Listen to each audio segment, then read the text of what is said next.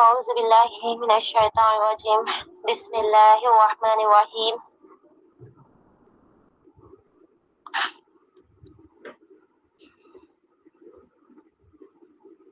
رب اشرح لي صدري ويسر لي أمري واحلل عقدة من لساني يفقهوا قولي رب زدني علما۔ میں آج کی اس محفل کو اللہ سبحانہ وتعالیٰ کے حمد و ثنا سے شروع کرنا چاہتی ہوں۔ لہ الحمد کلہ ولہ الشکر کلہ بیدہ الخیر کلہ والیہ یرجع الامر کلہ۔ ہر قسم کی تمام تعریف اور شکر اللہ ہی کے لیے ہے، تمام بھلائی اسی کے ہاتھ میں ہے اور ہر کام اسی کی طرف لوٹتا ہے۔ چلیے آج کا میرا عنوان ہے رمضان المبارک، رحمت، مغفرت اور نجات کا مہینہ۔ رمضان المبارک اللہ تعالیٰ کی بہت بڑی نعمت ہے۔ یہ صرف بھوک اور پیاس کا نام نہیں بلکہ اپنے نفس کو قابو کرنے، گناہوں سے بچنے اور اللہ کے قریب ہونے کا مہینہ ہے۔ جیسا کہ اللہ سبحانہ تعالیٰ سورۃ البقرہ میں فرما رہے ہیں، یا ایھا الذین آمنوا کتب علیکم الصیام کما کتب علی الذین من قبلکم لعلکم تتقون۔ اے ایمان والو، تم پر روزے فرض کیے گئے ہیں جیسے تم سے پہلے لوگوں پر فرض کیے گئے تھے تاکہ تم پرہیزگار بن جاؤ، یعنی رمضان کا اصل مقصد تقویٰ پیدا کرنا ہے۔ رمضان المبارک کی فضیلت یہ ہے کہ اللہ تعالیٰ فرماتے ہیں سورہ بقرہ آیت نمبر 185 میں، شہر رمضان الذی انزل فیہ القرآن، یعنی کہ رمضان وہ مہینہ ہے جس میں قرآن نازل کیا گیا ہے۔ یہ مہینہ قرآن سے تعلق مضبوط کرنے کا مہینہ ہے۔ رسول اللہ صلی اللہ علیہ وسلم نے فرمایا، جب رمضان آتا ہے تو جنت کے دروازے کھول دیے جاتے ہیں، جہنم کے دروازے بند کر دیے جاتے ہیں اور شیاطین کو قید کر دیا جاتا ہے۔ یہ رحمت اور بخشش کا موسم ہے۔ حضرت ابو ہریرہ رضی اللہ عنہ سے روایت ہے کہ رسول اللہ صلی اللہ علیہ وسلم نے فرمایا کہ اللہ سبحانہ تعالیٰ نے فرمایا ہے، انسان کا ہر عمل اس کے لیے ہے سوائے روزے کے، وہ صرف میرے لیے ہے اور میں ہی اس کی جزا دوں گا، اور روزہ ایک ڈھال ہے۔ بس جب تم میں سے کسی کا روزے کا دن ہو تو دل لگی کی باتیں نہ کرے اور نہ شور و غل کرے، اور اگر کوئی اسے گالی دے یا اس سے لڑائی جھگڑا کرے تو وہ کہہ دے کہ میں روزے دار ہوں، اور قسم ہے اس ذات کی جس کے ہاتھ میں محمد صلی اللہ علیہ وسلم کی جان ہے، روزے دار کی منہ کی بو اللہ کے ہاں کستوری کی خوشبو سے بھی زیادہ پاکیزہ ہے۔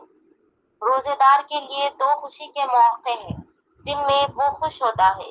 پہلا یہ کہ جب وہ روزہ افطار کرتا ہے تو اپنے روزہ کھلنے سے خوش ہوتا ہے۔ دوسرا یہ ہے کہ جب اپنے رب سے ملے گا تو اس کی جزا دیکھ کر اپنے روزے سے خوش ہوگا۔ سبحان اللہ۔ اور رمضان کا مہینہ تاریخ اسلام میں صرف عبادت کا زمانہ نہیں رہا بلکہ یہ وہ مبارک وقت ہے جن میں انبیاء اور صحابہ رضی اللہ عنہ نے ایمان، صبر اور قرب الہی کی ایسی مثالیں قائم کی جو آج بھی انسان کے دل کو زندہ کرتی ہے۔ حضرت محمد صلی اللہ علیہ وسلم کا رمضان سب سے خوبصورت نمونہ تھا۔ آپ صلی اللہ علیہ وسلم اس مہینے میں عبادت کو اور زیادہ بڑھا دیتے، راتوں کو قیام کرتے، قرآن کی تلاوت فرماتے۔ روایتوں میں آتا ہے کہ رمضان میں آپ صلی اللہ علیہ وسلم کی سخاوت تیز چلنے والی ہوا سے بھی زیادہ ہو جاتی تھی۔ حضرت ابو بکر صدیق رضی اللہ عنہ کا حال یہ تھا کہ روزے کے ساتھ ساتھ خاموشی سے محتاجوں کی مدد کرتے۔ وہ فجر کے بعد ایک نابینا بڑھیا کے گھر جا کر اس کے کام کر دیتے بغیر یہ بتائے کہ مدد کرنے والا کون ہے۔ ان کا رمضان اخلاص، پوشیدہ نیکی کی بہترین مثال تھا۔ حضرت علی بن ابی طالب رضی اللہ عنہ رمضان میں علم، عبادت اور عاجزی کا حسین امتزاج تھے۔ وہ فرماتے تھے کہ روزہ صرف بھوک پیاس کا نام نہیں بلکہ آنکھ، زبان اور دل کو گناہوں سے بچانے کا نام ہے۔ صحابہ رضی اللہ عنہم رمضان کا انتظار 6 مہینے پہلے سے کرتے اور اس کے گزرنے کے بعد 6 مہینے تک دعا کرتے کہ اللہ تعالیٰ ان کا رمضان قبول فرمائے۔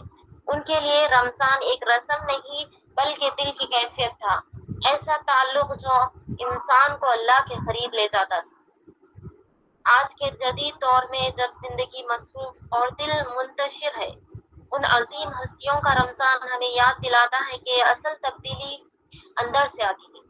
اگر ہم عبادت کے ساتھ اخلاق، صبر، سخاوت اور محبت کو اپنا لے تو ہمارا رمضان بھی ویسا ہی روشن بن سکتا ہے۔ میری عزیز دینی بہنوں، سوچئے اگر یہ ہماری زندگی کا آخری رمضان ہو تو اگر اگلا رمضان دیکھنے سے پہلے ہی ہم اللہ کے سامنے حاضر ہونا پڑ جائے تو کیا رمضان صرف کیلنڈر کا مہینہ ہے؟ یہ اللہ کی طرف سے واپسی کا موقع ہے۔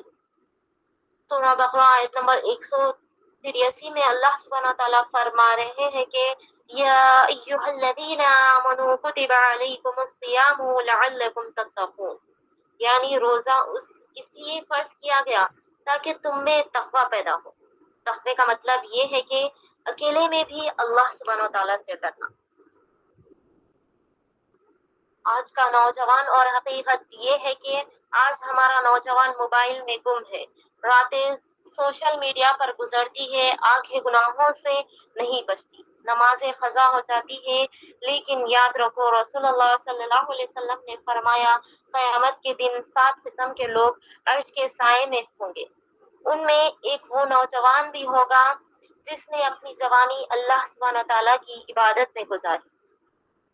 تو جو جوانی چند سال کی ہے لیکن اس کا بدلہ ہمیشہ کی جنت ہے۔ صحابہ بھی کبھی نوجوان تھے۔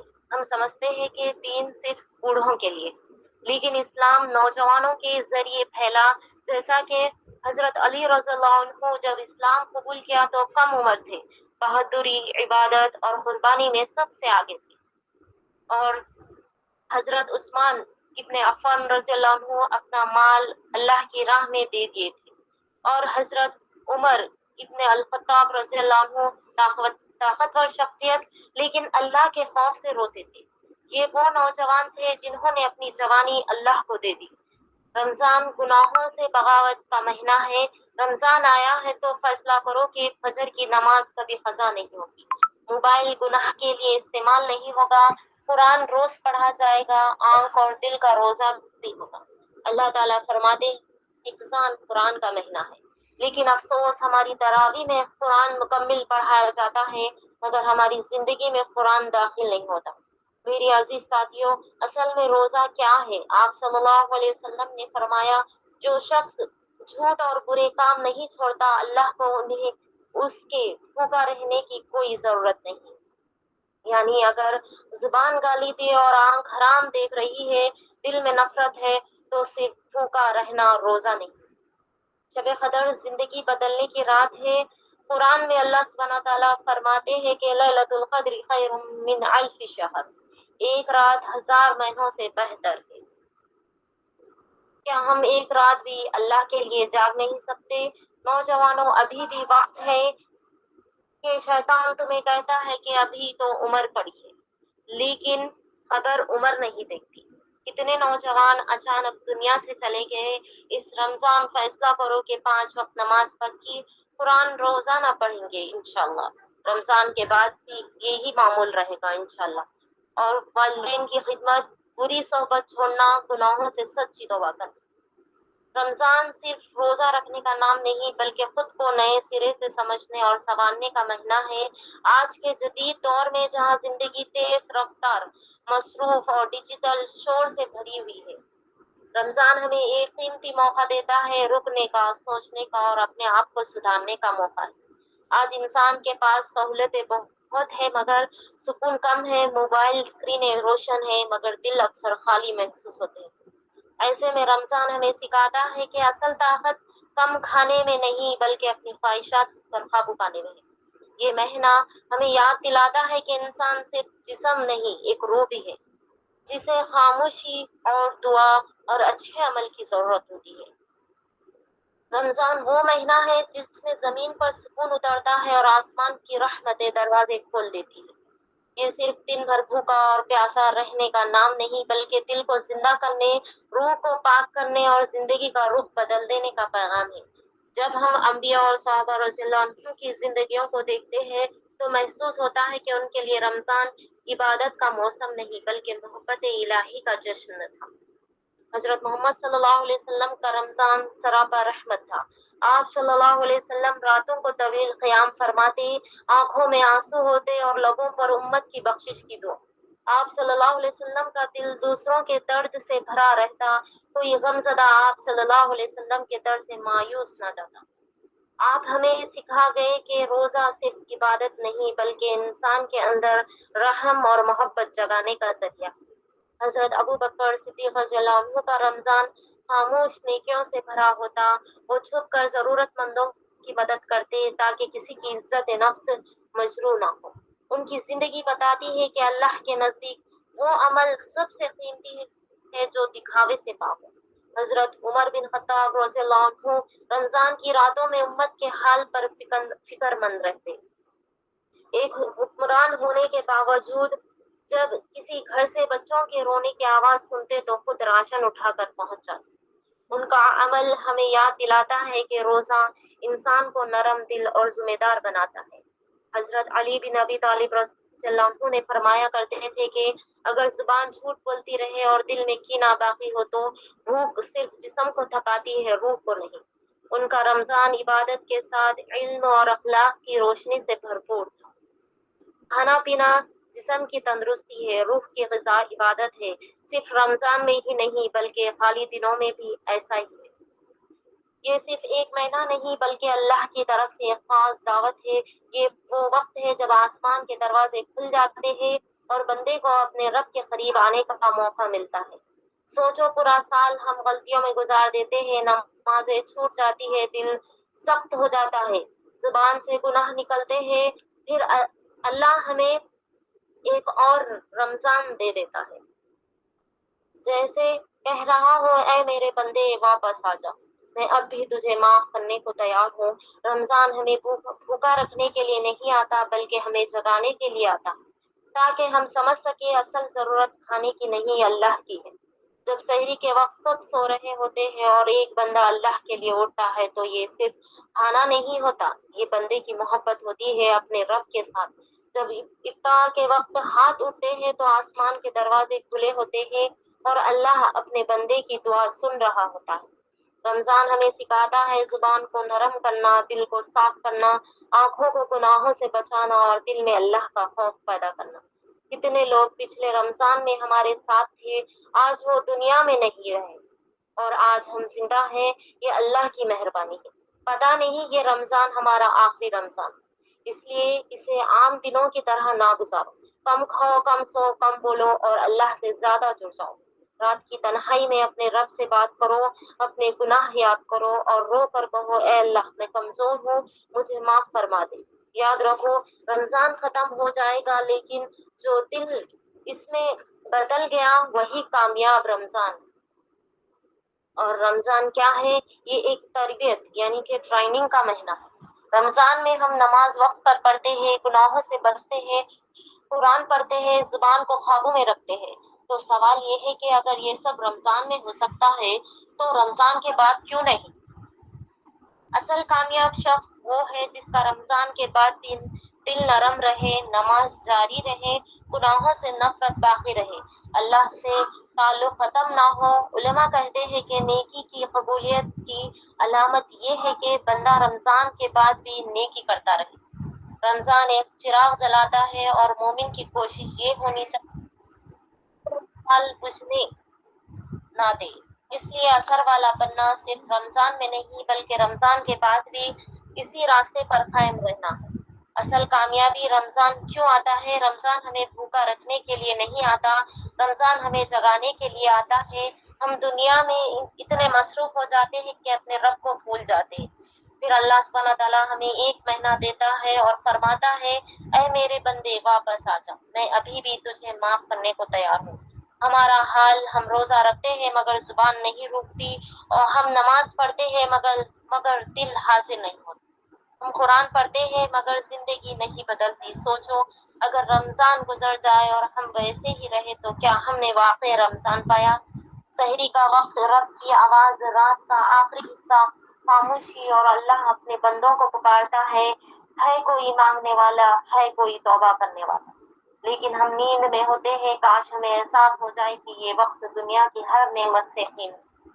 افطار کا لمحہ روزے دار کی دعا رد نہیں ہوتی، لیکن ہم اس وقت بھی کھانے کی فکر میں ہوتے ہیں۔ ایک لمحہ رک کر دل سے مانگو، ممکن ہے وہ دعا تمہاری تقدیر بدل۔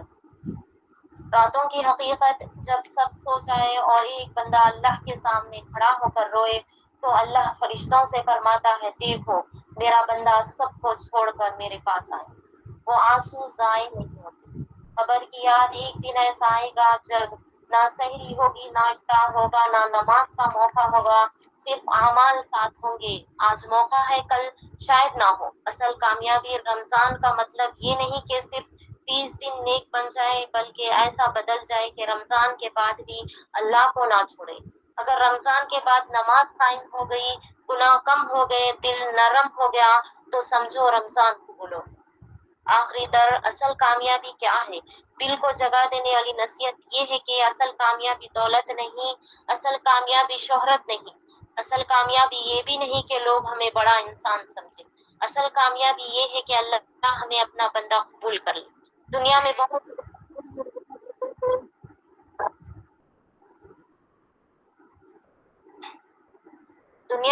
لوگ ہنستے ہوئے نظر آتے ہیں، مگر دل میں سکون ہوتا ہے، اور کچھ لوگ سادہ زندگی گزارتے ہیں لیکن دل میں ایسا سکون ہوتا ہے جو صرف اللہ والوں کو ملتا ہے۔ اصل کامیابی کی پہچان، اصل کامیاب وہ ہے جس کی نماز اللہ کے لیے ہو، جس کا دل گناہ سے ڈرے، جو تنہائی میں بھی اللہ کو یاد کرے، جو لوگوں کو نہیں بلکہ اللہ کو راضی کرنے کی فکر کرے۔ کیونکہ دنیا کی کامیابی خبر کے دروازے تک ہے، اور آخرت کی کامیابی ہمیشہ کے لیے ہے۔ سوچنے کی بات، ایک دن آئے گا مال یہی رہ جائے گا، رشتے واپس لوٹ جائیں گے، خبر میں صرف اعمال ساتھ جائیں گے۔ اس دن نہ خوبصورتی کام آئے گی، نہ طاقت، نہ نام، صرف یہ پوچھا جائے گا تمہارا رب کون تھا۔ رمضان اور اصل کامیابی، رمضان ہمیں یہی سکھانے آتا ہے کہ بھوک برداشت کرو تاکہ نفس کمزور ہو، عبادت کرو تاکہ دل زندہ ہو، توبہ کرو تاکہ گناہ مٹ جائے۔ اگر رمضان کے بعد انسان بدل جائے تو یہی اصل کامیابی ہے۔ دل سے نکلنے والی دعا ہے کہ ہمیں دنیا کی عارضی کامیابی نہیں بلکہ وہ کامیابی عطا فرما جس کے بعد کبھی ناکامی نہ ہو۔ اسی کے ساتھ میں اپنے عنوان کو مکمل کرتی ہوں۔ آخر میں اللہ سبحانہ تعالیٰ سے دعا کرتی ہوں کہ جس طرح تو نے صحابہ کو جوانی میں عزت دی، ہمیں بھی اپنی اطاعت میں زندگی گزارنے کی توفیق عطا فرما۔ اے اللہ، اس بابرکت رمضان کو ہمارے لیے ہدایت، رحمت، مغفرت کا ذریعہ بنا دے، ہمارے دلوں کو پاک کر دے، ہماری خطاؤں کو معاف فرما دے، اور ہمیں سچی توبہ کی توفیق عطا فرما۔ اے اللہ، ہم نوجوان ہیں، کمزور ہیں، گناہوں میں ڈوبے ہوئے ہیں، یا اللہ اس رمضان ہماری زندگی بدل دے، ہمیں بھی شب قدر نصیب فرما، اور ہماری جوانی کو اپنی اطاعت میں لگا دے، ایسا بنا دے کہ قیامت کے دن ہم تیرے عرش کے سائے میں ہو۔ آمین ثم آمین۔ وآخر دعوانا ان الحمد للہ رب العالمین، والسلام علیکم ورحمۃ اللہ وبرکاتہ۔